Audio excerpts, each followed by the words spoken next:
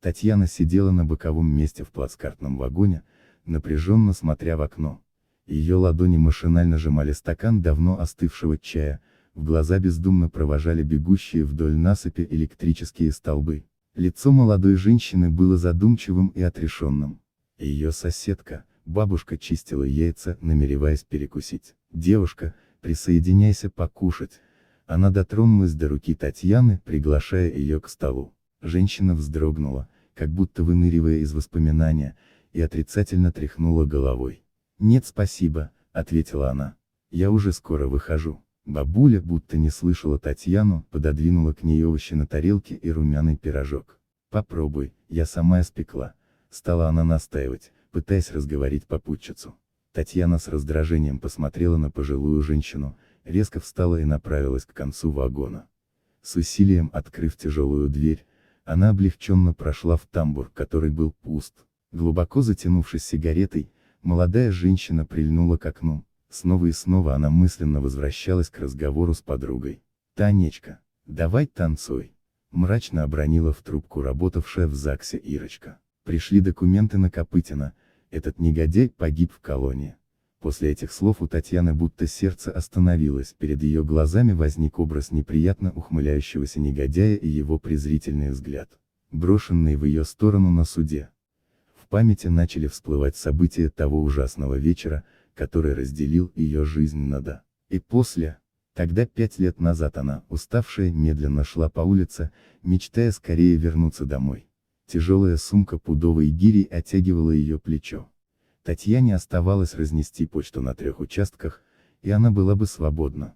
Молодой женщине было обидно до слез, потому что она тянет на себе эту тяжесть, а толку от нее никакого.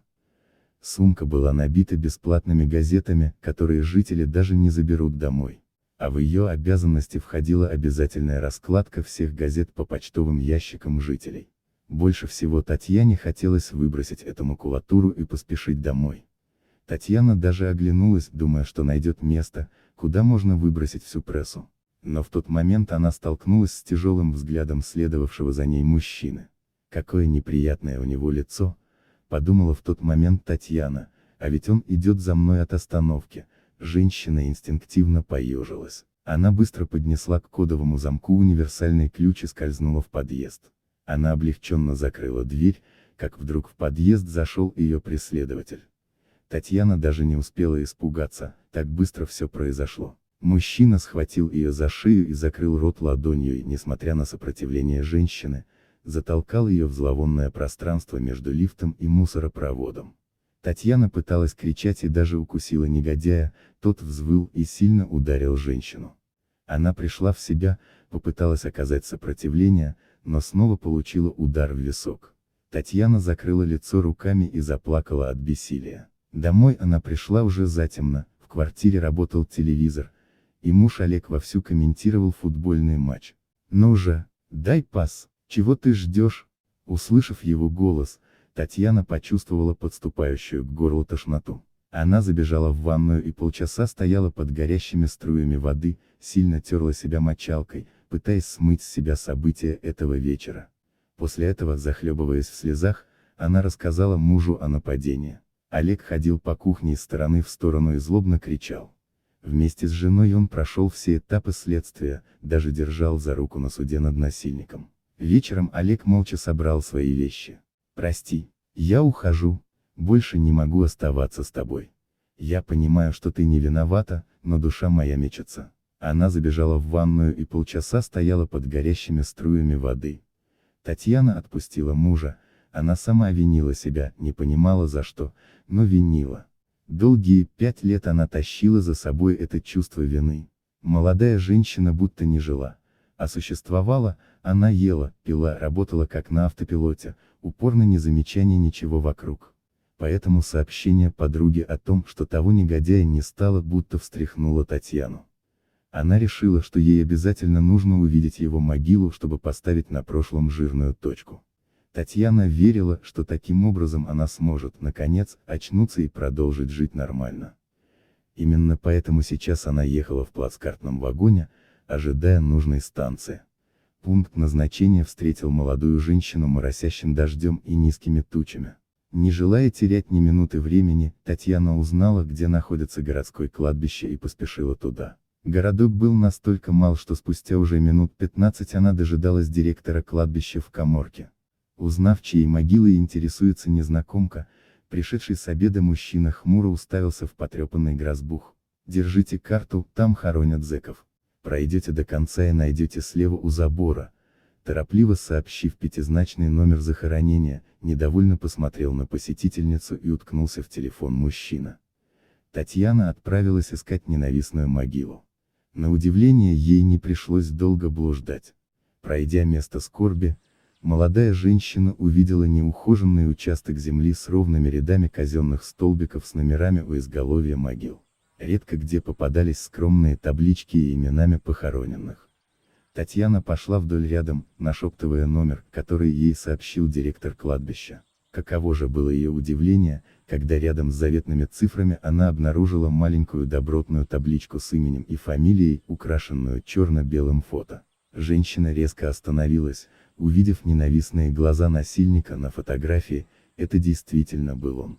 Неизвестно, сколько Татьяна простояла в ступоре, она не знала, но в один момент она вдруг глубоко вздохнула и очнулась. Отпустила. Смачно плюнув на табличку негодяя, она прокрутилась на пятках и почти побежала в обратном направлении. Ей хотелось скорее покинуть это место. На несколько минут остановившись около ворот, чтобы помыть руки, Татьяна с трудом восстановила дыхание, поправила платок на голове, как вдруг почувствовала на плече чью-то руку. Резко обернувшись, она уперлась в глаза старушки. «Здравствуй, девушка», — тихо произнесла бабушка. Татьяне на мгновение показалось, что ей знаком этот взгляд. Старушка улыбнулась и опустила голову. «Не откажи в любезности», — прошептала она, — «сегодня 40 дней сыночку моему, а разделить поминальную трапезу не с кем. Посиди, пожалуйста, со мной». Татьяна нахмурилась, ей были знакомы такие просьбы одиноких старушек, родные которых уезжали в большие города и оставляли тех одни. Татьяне не хотелось принимать участие в поминальном застолье, но до поезда еще 3 часа, поэтому она согласилась. Тем более стал накрапывать неприятный дождь. До домика Антонины Васильевны, как представилась бабушка, они шли минут 15. Ее полуразваленный домик находился в одной остановке от кладбища. Старушка достала приготовленную настойку, но Татьяна отказалась. «Я недавно сюда перебралась, хотелось быть поближе к сыночку», — пояснила старушка. Пожилая женщина усадила гостью на маленький стул и стала быстро расставлять на столе заранее приготовленную еду. Скоро на столе появились борщ, оладушки, свежие овощи и компот. Старушка достала приготовленную настойку, но Татьяна отказалась. «Я просто немного посижу с вами и попью чая», — сказала она. Старушка не стала возражать и быстро приготовила свежий чай. Себе бабушка плеснула щедрой рукой полную стопку настойки и выпила ее махом. Татьяна немного напряглась, уж больно лиха бабушка управлялась с алкогольным напитком. Она решила, что уже пора уходить, но старушка начала плакать, и Татьяна решила еще немного задержаться. Антонина Васильевна махнула еще стопку и уставилась на гостью злыми глазами. «Ну здравствуй, дрянь, я думала, что уже не дождусь». Женщина зажмурилась, она поняла, почему ей показался знакомым взгляд этой старушки. Из доброй бабушки она стремительно превратилась в злобную старуху. «Это ведь из-за тебя Витеньки не стало. Он рассказывал, как ты перед ним задом крутила, а потом обвинила в изнасиловании». Татьяна отшатнулась, но старушка дала ей в руки небольшую фотографию. «Помнишь?» «Да». Женщина зажмурилась, она поняла, почему ей показался знакомым взгляд этой старушки. С фотографией на нее смотрел Виктор Копытин. Ее проклятие. Татьяна попыталась вскочить, но ее тело будто обмякло и не слушалось ее. Превозмогая нарастающую слабость, она изо всех сил цеплялась. «Ты думаешь, что я не поняла, кто ты?» В полузабытье около уха услышала Татьяна. Потом она почувствовала, что ее потащили куда-то. «Когда я увидела, что ты вытворяла на могиле, я сразу все поняла. Ну ничего, ты за все заплатишь». Злобный шепот становился все тише, и вскоре затих совсем, наступила темнота. Очнулась Татьяна от дикого треска и тут же закашлялась. По стенам плясали оранжевые отблески бушующего пожара. Комната быстро наполнялась синим удушливым дымом. Женщина с трудом доползла до деревянной двери, которая оказалась запертой. Татьяна безуспешно пыталась выбить ее плечом, а потом стала колотить изо всех сил. Но на помощь никто не пришел. Тогда Татьяна горько заплакала, чувствуя свое бессилие. Дым все быстрее наполнял комнату и ее легкие. Она обреченно хотела, чтобы все скорее закончилось. Сознание почти покинуло Таню, когда вдруг в дверь стали стучать снаружи.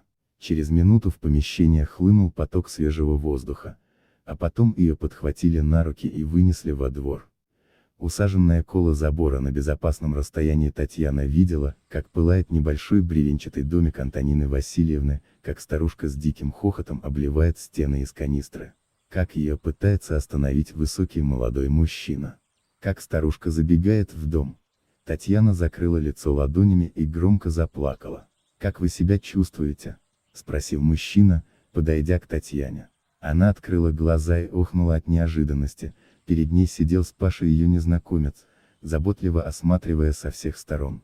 Татьяна протянула руки в сторону горящего дома, мужчина обреченно покачал головой. Ее уже не спасти.